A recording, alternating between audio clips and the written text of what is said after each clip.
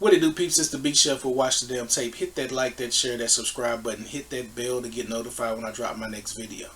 To my new subscribers, thank you for watching. I hope you enjoy the show, and I hope you get something out of the content.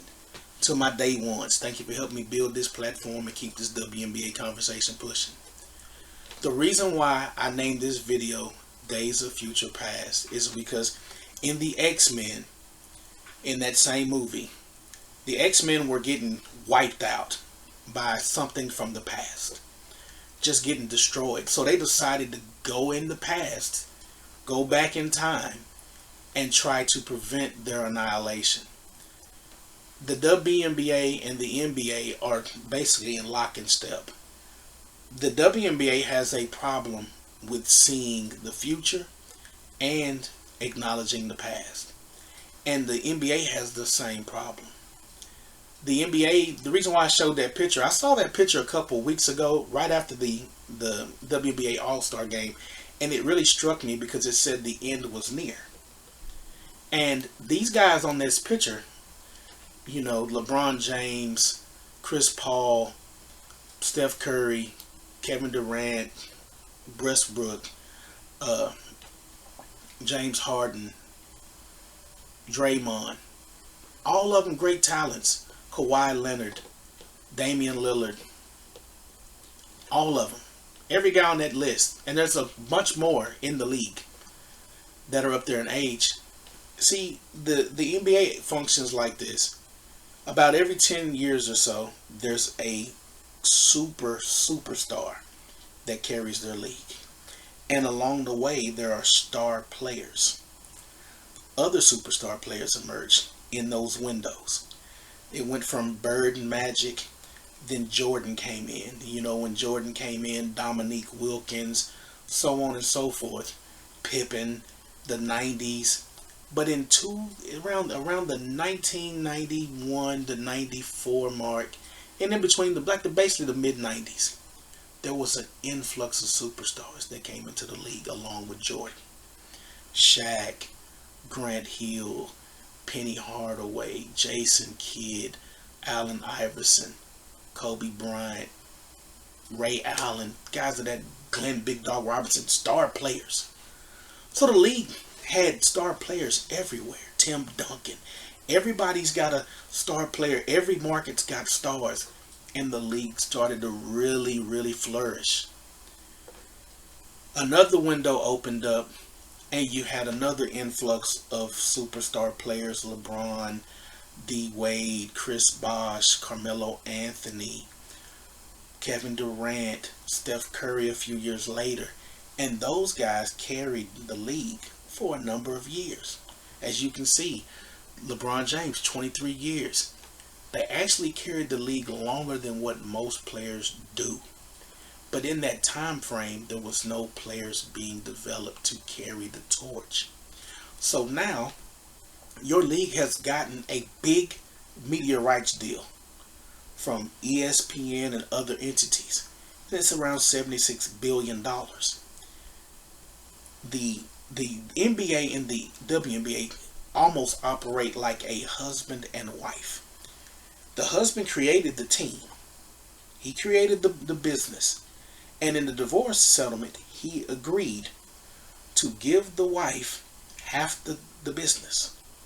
And he takes a portion. But then he decided, hey, I'm going to kick you out some money so you can get this thing running so that you can be self-sufficient and be on your own. The wife said, good. She takes the league. He said, but you got to get some good employees. So, you know, he starts it off. She gets Cheryl Swoops and Cynthia Cooper and Tina Thompson, all these great players, and Houston's got a run. And then over in L.A., you got Lisa Leslie, and in New York, you got Rebecca Lobo and Teresa Witherspoon, and your league's doing okay. It's new. It hasn't quite caught on yet.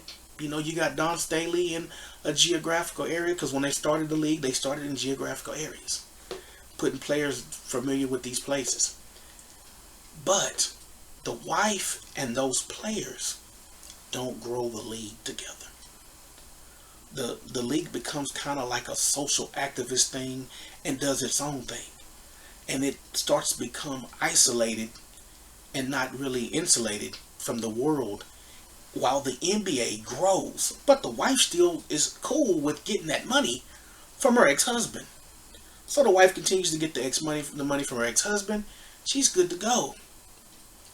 Well, now the husband's business is taking some cracks because he signed this deal, but most of his employees are old and they're about to retire.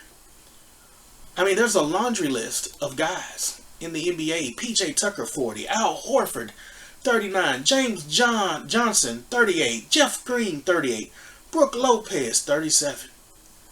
Steph Curry, 37. DeAndre Jordan, 37. But meanwhile, the wife's company, she got some older players too. But they got out of their contract. And her older players, a lot of them have some bad habits that new fans really don't like. But on the flip side, better than the NBA, there's more name value with the wife's company's players. You got Kiki Irifin, she's 21, just came into the league, looking like she can play. Sonia Citrone's 21. She can play. Anissa Morrow's coming into her own. She started early. She was hurt. She's coming into her own. You got Isaiah James. That looks like she's going to be a nice piece for Dallas going forward. J.J. Quinley looks like a nice piece for Dallas.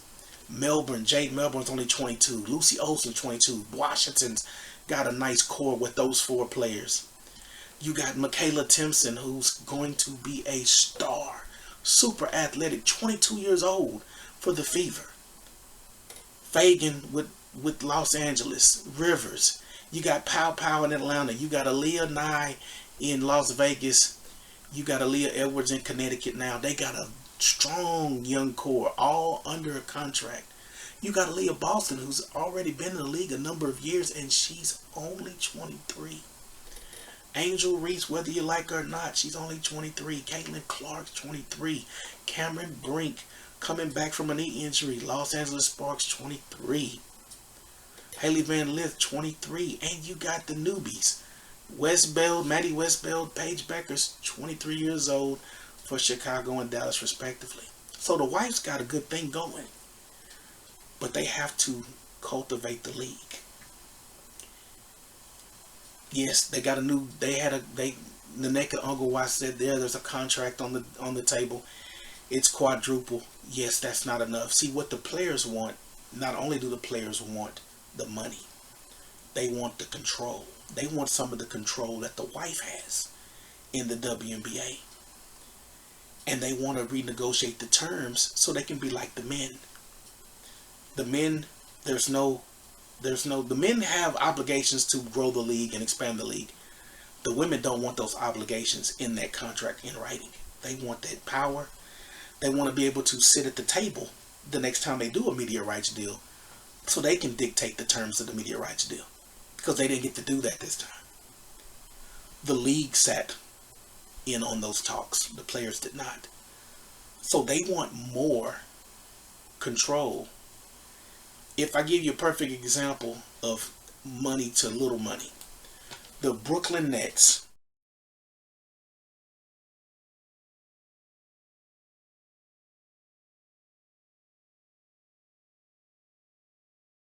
I only picked 2 teams. I just grabbed the Nets and the Knicks. I'm a Knicks fan, sorry.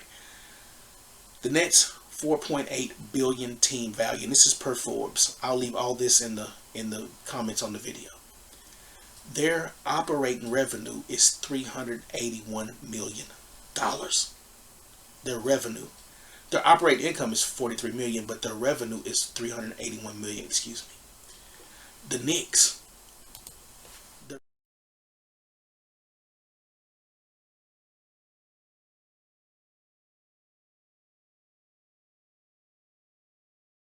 value is $7.5 billion. Their revenue is $543 million. Keep that in mind. Now, when we go to the WNBA,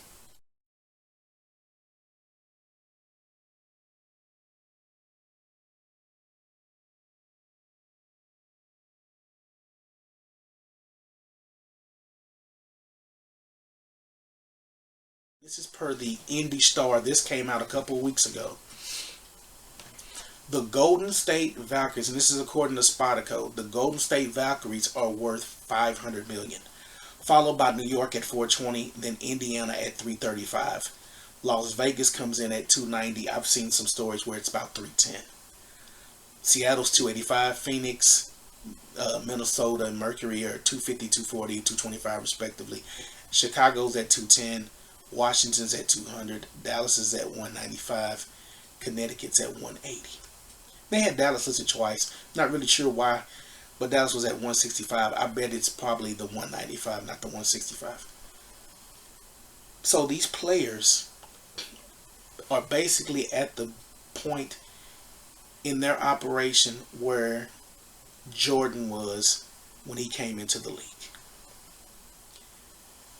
And they want to get a slice of the cake so early because they see millions, not realizing that the men and the husband who owns the NBA, the teams in his company are worth billions and make millions.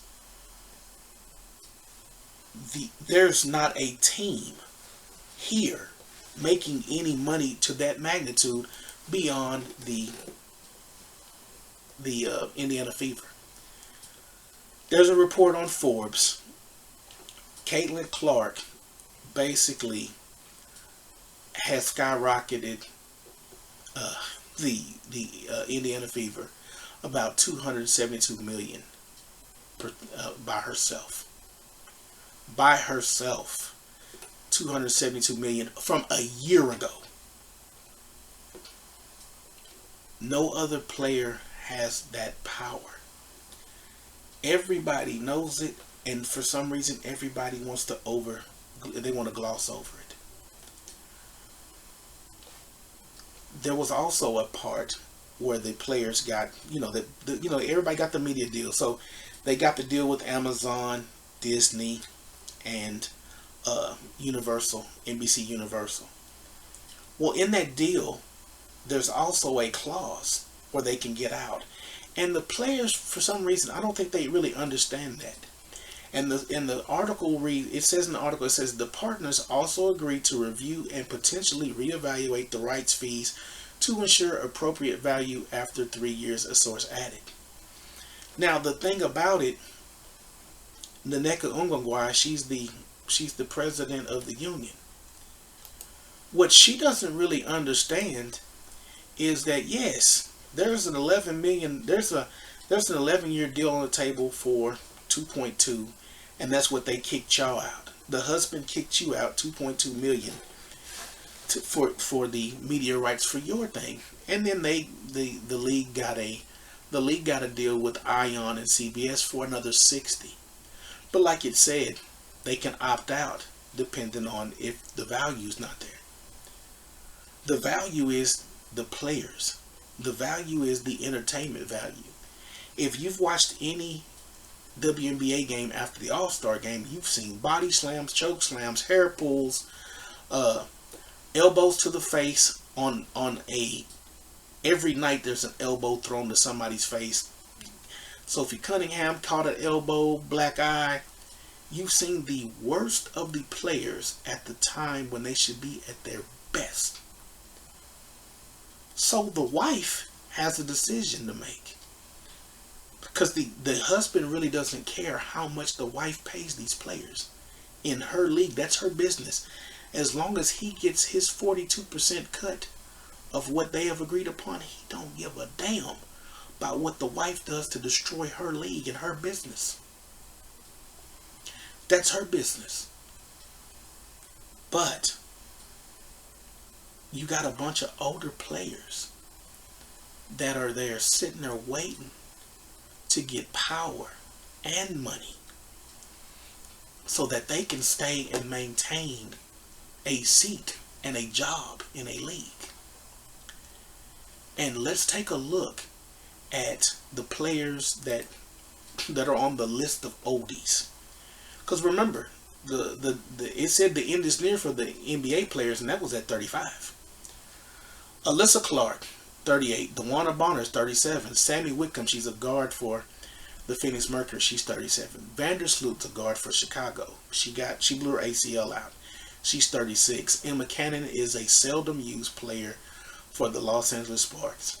Shea Petty, 36. She plays for the and she's not even in the league for the Sparks. Sydney Colson blew her knee out. Indiana. She's 36 years old. Tina Charles is 36. Nneka Ogwumwe, the president of the union, is 35 years old. Rebecca Gardner is 35. And a note about Rebecca Gardner. She's 35 years old. She signed a one-year deal, $68,000. If they quadruple her salary, she'll be making anywhere between the veteran high, which is $249, and about $330 something thousand next season. If you think for a second Rebecca Gardner is sitting there saying, no, we want more, you're lying to yourself. But her voice will never be heard because on her own team is a 30-ish Breonna Stewart, who is the president or a VP of their union. She will shortstop. Jonquel Jones is 31. Jewel Lloyd is 31. De'Erica Hamby's 31. Brittany Sykes is 31.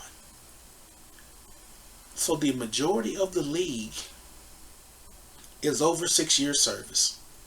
We saw in the previous video that I did what 6 years of service gets you. So just imagine a lot of these players on this list being millionaires in this league and signing 4-year guaranteed deals, and you have to put up with the same type of basketball that you guys hate. Thug ball. Do you really want to see Brittany Griner for another 4 years? You don't want to see Brittany Griner for another 4 years. Breonna Stewart is 30 years old and has knee problems. It's already starting. Like I said, the check engine light for WNBA players starts at 32. That's when the breakdown starts. 35, the check engine light is now blinking. The ex-husband does not care what you pay these players. Now, the NBA owners that own teams in both leagues might care because they want to keep payroll low so that they can make a profit and rebound from all the years of this league not taking care of its own business, not growing itself, not investing in itself, the players not investing in the league. That is the number one thing that's going on with this. But the players don't understand that the NBA dying affects them tremendously. When LeBron walks out that door, when Steph walks out that door, Kevin Durant walks out that door, Anthony Edwards, loose dick, cannot help the NBA. That's why he said out of his own lips, I don't want to be I don't want to carry the torch. Carrying that torch comes with a responsibility. He's immature. He's a young kid. He ain't ready for it. You can't have the Joker be the face of the league. You can't have Luka Doncic be the face of the league. They tried to get Anthony Edwards. He said no. They anointed Victor Wembanyama the face of the league. He had a decent rookie year. His second year setback with the blood clots. And he plays in a small market in San Antonio. The NBA is at a crossroads and they know it. Viewership is down. Attendance is down. They got a bunch of entitled younger players in the league that don't fully understand what the magnitude of what was before them was. And I'm going to make a video about that later. But that affects the WNBA. The WNBA is screaming over crumbs when they should just wait, build the league, realistically, really build the league, and have Caitlin Clark lead the way. Build the league, get rid of the riffraff, and get paid again in a couple years when you renegotiate. When the teams have made money, you got more jobs in your league, more exposure, and you've grown. Right now, you're at the point where the past is now running your future because Cheryl Swoops and Cynthia Cooper and Lisa Leslie failed to do. Candace Parker, all of them failed to build this league up and prepare and push this league to where it needed to be, instead of pushing it on social justice. The dog in Compton got shot, I need to defend the dog in Compton. Or the pigeon in New York got his wings clipped and we need to protest and rally. Instead of doing that and building your league, you're in the bind you're in.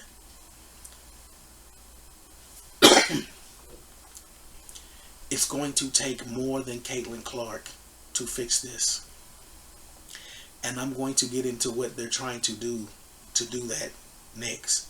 But let me know what you think about this. This is ultimately what the players want. They want control, more access, because they didn't get the bargain.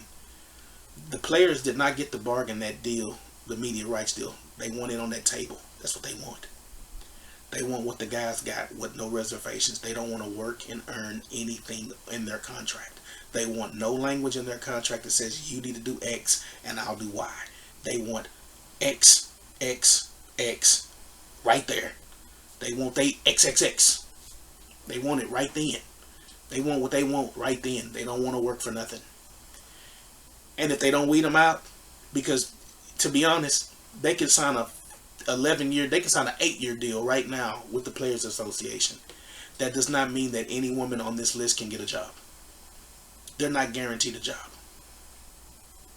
But let me know your thoughts. Leave your comments below, like, share, and subscribe. And until next time, peace.